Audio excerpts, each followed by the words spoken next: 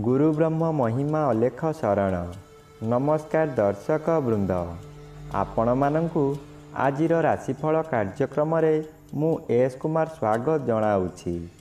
प्रतिदिन निजर राशिफल जानिबा पाई गुरुकृपा यूट्यूब चैनल को सब्सक्राइब करंतु और पाखरे थिबा बेल आइकन को प्रेस करी ऑल नोटिफिकेशन ऑन करी दियंतु, जहा फलरे आमे जेतेबेले वीडियो अपलोड करिवो प्रथमे आपण वीडियो देखि पारिबे। आमर एही वीडियो रे आपण संपूर्ण पंचांग सहित मेष ठारू मीन पर्यंत 12 गोटी राशिर राशिफल विषय रे जानि पारिबे। वीडियो को दयाकरी शेष पर्यंत देखंतु। वीडियोटी भल लागिथिले वीडियो को लाइक करंतु एवं आपणक प्रियजन पाखु शेयर करी जणांतु। एबे आसंतु जानिबा आज दिनर संपूर्ण पंचांग विषय। आज 2024 मसीहा अगस्ट मास 14 तारिख बुधवार, दिल्ली शराब्द सन 1431 साल, स्वाधीन भारताब्द 77 वर्ष, महिमाद 197 वर्ष। उत्कल गजपति श्री श्री गजपति दिव्यसिंहदेव महाराजांकर 67 अंक। सौरस्व श्रावण मास 30 दिन, चांद्रमते श्रावण शुक्ल पक्ष मल नवमी तिथि प्रातः 5 घंटा 34 मिनिट पर्यंत, एहा परे दशमी तिथि। आजिर सूर्योदय विरजा क्षेत्र को 5 घंटा 28 मिनिट, कर्कट लग्न 5 दंड 2 लिता गते उदय। आजिर सूर्यास्त विरजा क्षेत्र को 6 घंटा 11 मिनिट, मकर लग्न 4 दंड 12 लिता गते अस्त। आज बिछा चंद्र 60 दंड, अनुराधा नक्षत्र दिबा 8 घंटा 40 मिनिट पर्यंत। आज जन्मित शिशुर बिछा राशि विप्रवर्ण देवगण, दिबा 8 घंटा 40 मिनिट गते दानवगण। आज मृत व्यक्तिर पुष्कर दोष नाही। निषिद्ध खाद्य आज कलम भोजन निषेध अटे। आजिर अमृत जोग प्रातरु दिबा 6 घंटा 58 मिनिट मध्ये, दिबा 9 घंटा 19 मिनिट गते 11 घंटा 15 मिनिट मध्ये, अपराह्न 3 घंटा 15 मिनिट गते 4 घंटा 54 मिनिट मध्ये, संध्या 6 घंटा 57 मिनिट गते 9 घंटा 14 मिनिट मध्ये एवं रात्रि 1 घंटा 46 मिनिट गते शेष रात्रि 5 घंटा 29 मिनिट मध्ये। आजिर महेंद्र जोग दिबा 11 घंटा 15 मिनिट गते अपराह्न 3 घंटा 15 मिनिट मध्ये एवं रात्रि 9 घंटा 14 मिनिट गते 10 घंटा 33 मिनिट मध्ये। आजिर काल बेला दिबा 6 घंटा 25 मिनिट गते 9 घंटा 59 मिनिट मध्ये। आजिर 12 बेला दिबा 1 घंटा 16 मिनिट गते 2 घंटा 39 मिनिट मध्ये। आजिर काल रात्रि रात्रि 2 घंटा 38 मिनिट गते शेष रात्रि 4 घंटा 18 मिनिट मध्ये। आजिर राहु काल मध्याह्न 12 घंटा ठारू 1 घंटा 30 मिनिट मध्यरे। आजिर घात चंद्र नाही। दिबा 8 घंटा 40 मिनिट मध्ये कर्कट राशिर घात नक्षत्र, प्रातः 5 घंटा 34 मिनिट मध्ये सिंह राशिर घात तिथि, एहा परे बिछा राशिर घात तिथि, कर्कट राशिर घात 12। प्रिय बंधुगण, एबे आसंतु जानिबा मेष ठारू मीन पर्यंत 12 गोटी राशिर राशिफल विषय रे। राशिचक्रर प्रथम राशि मेष राशि। आज मेष राशि जन्मित व्यक्ति मानक सकाशे अष्टम स्थान रे चंद्र और चतुर्थ स्थान रे रवि गोचर करुछंती अशुभ फल मिलिब। अष्टम स्थान आयु स्थान और मारक स्थान। चंद्र एपरी एक ग्रह मृत्यु को मध्य मारी पारे। चंद्र अष्टम रे गोचर करुथिबा समय रे बहु दुर्घटना मध्य घटाई पारे, ताहा शारीरिक हेउ किंबा मानसिक। निजकु सतर्क न रहिले निज गोड़े निजे कुराड़ी मारिबा सदृश्य हेब। ଏବେ ଆସନ୍ତୁ ଜାଣିବା ରାଶିଚକ୍ରର ଦ୍ୱିତୀୟ ରାଶି ବୃଷ ରାଶି ବିଷୟରେ। ଆଜି ବୃଷ ରାଶି ଜନ୍ମିତ ବ୍ୟକ୍ତିମାନଙ୍କ ସକାଶେ ତୃତୀୟ ସ୍ଥାନରେ ରବି ଓ ସପ୍ତମ ସ୍ଥାନରେ ଚନ୍ଦ୍ର ଗୋଚର କରୁଥିବାରୁ ଶୁଭ ଫଳ ମିଳିବ। ଆପଣଙ୍କ ପରିବାର ମଧ୍ୟରେ ହସ ଖୁସିର ବାତାବରଣ ଆସିବ। ଏହି ସମୟରେ ଆପଣଙ୍କ ଜନ୍ମସ୍ଥାନଠାରୁ ଦୂରରୁ ଖୁସି ଖବର ମିଳିବ। ଆୟ ବୃଦ୍ଧି ହେବ। ସ୍ୱାମୀ କିମ୍ବା ସ୍ତ୍ରୀ ଜଣେ ଅନ୍ୟ ଜଣଙ୍କୁ ନିବିଡ଼ ଭାବରେ ଭଲ ପାଇବେ। ଯାହା ବ୍ୟବସାୟ କରୁଛନ୍ତି ତହିଁରେ ଆଶାଠାରୁ ଅଧିକ ଆୟ କରିବେ। ଏବେ ଆସନ୍ତୁ ଜାଣିବା ରାଶିଚକ୍ରର ତୃତୀୟ ରାଶି ମିଥୁନ ରାଶି ବିଷୟରେ। ଆଜି ମିଥୁନ ରାଶି ଜନ୍ମିତ ବ୍ୟକ୍ତିମାନଙ୍କ ସକାଶେ ଷଷ୍ଠ ଚନ୍ଦ୍ର ବାଧାପ୍ରାପ୍ତ ଅଛନ୍ତି। ଅଶୁଭ ଫଳ ମିଳିବ। ପାରିବାରିକ କଳହ ହେବ। କର୍ମରେ ବିଫଳତା ଆପଣଙ୍କ ଜ୍ଞାତି ଶତ୍ରୁମାନଙ୍କ ଦ୍ୱାରା ହେବ। ପ୍ରତ୍ୟେକ ସ୍ଥାନରେ ଅପମାନିତ ହେବେ। ବ୍ୟବସାୟରେ ଆପଣଙ୍କର ବହୁ ହାନି ଘଟିବ। ଆପଣଙ୍କର ଅର୍ଥହାନି ଘଟିବ। ଶରୀର ଦୁର୍ବଳ ରହିବ। ବିଭିନ୍ନ ସମସ୍ୟାରେ ଛନ୍ଦି ହୋଇଯିବେ। ବିଦ୍ୟାର୍ଥୀମାନଙ୍କର ଜ୍ଞାନ ଲୋପ ହେବ।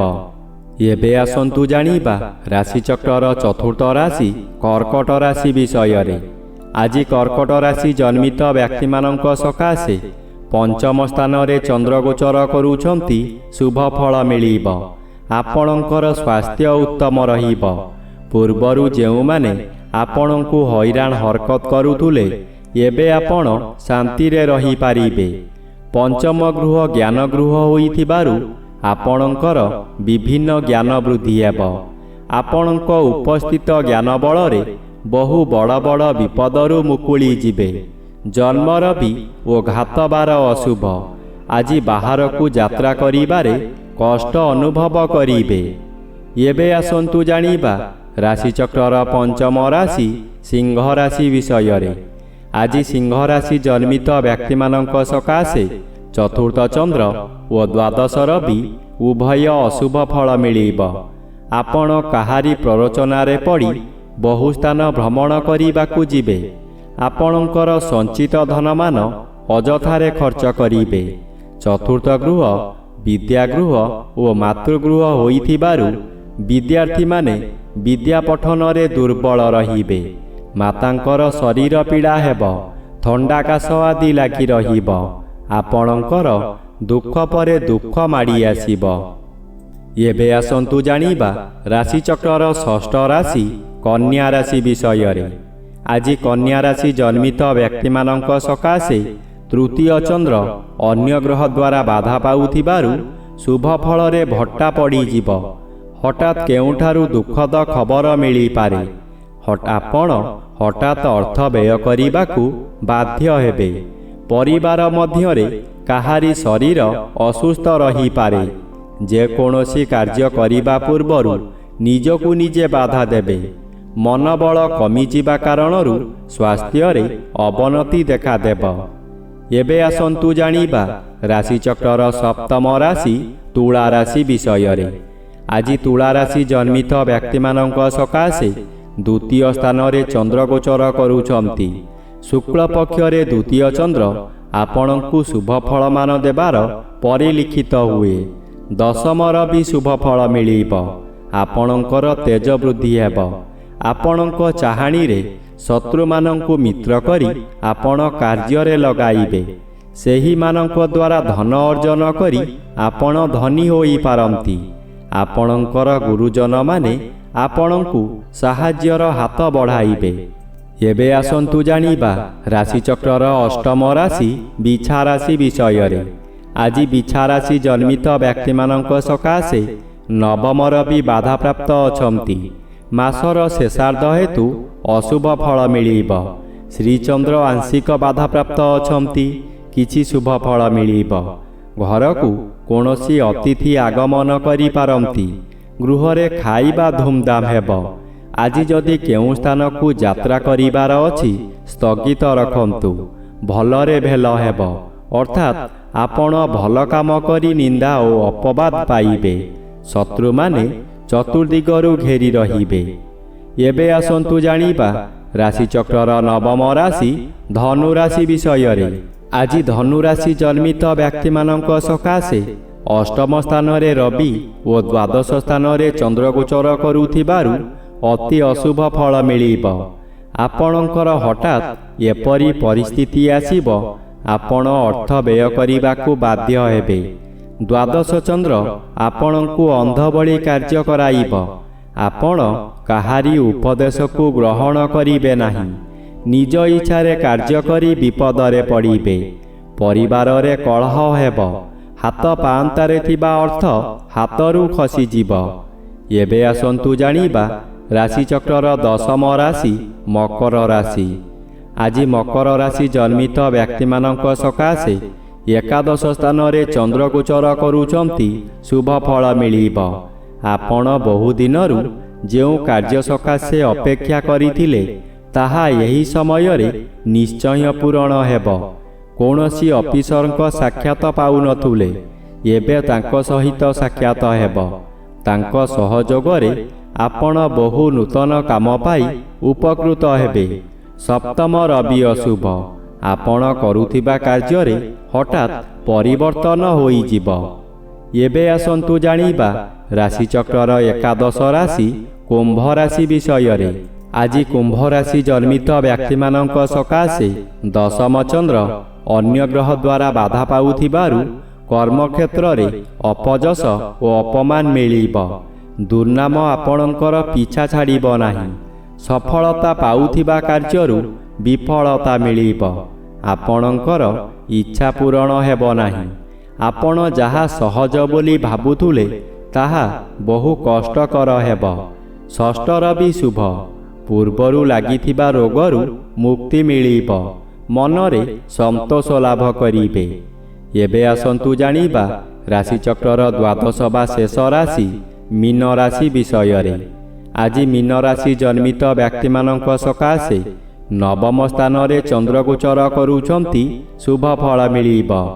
ନବମ ଚନ୍ଦ୍ର ଆପଣଙ୍କୁ ଶୁଭ କର୍ମ କରାଇବ। ଆପଣ ଯେଉଁ କର୍ମ ପୂର୍ବରୁ ଆରମ୍ଭ କରିଥିଲେ ସେ କାର୍ଯ୍ୟ ଏହି ସମୟରେ ପୂରଣ ହୋଇଯିବ। ପୂଜାପାଠ ଓ ଗୁରୁ ଭକ୍ତିରେ ମନୋନିବେଶ କରିବେ। କୌଣସି ଅନୁଷ୍ଠାନମାନଙ୍କରେ ବହୁ ଆର୍ଥିକ ସାହାଯ୍ୟ କରିପାରନ୍ତି। ପଞ୍ଚମ ରବି ଅଶୁଭ କରାଇବ। ଆପଣ ବିନା ଦୋଷରେ କେଉଁଠାରେ ଦୋଷୀ ହୋଇଯିବେ। ମାମଲା କୋର୍ଟ କଚେରୀ ପର୍ଯ୍ୟନ୍ତ ମଧ୍ୟ ଯାଇପାରେ।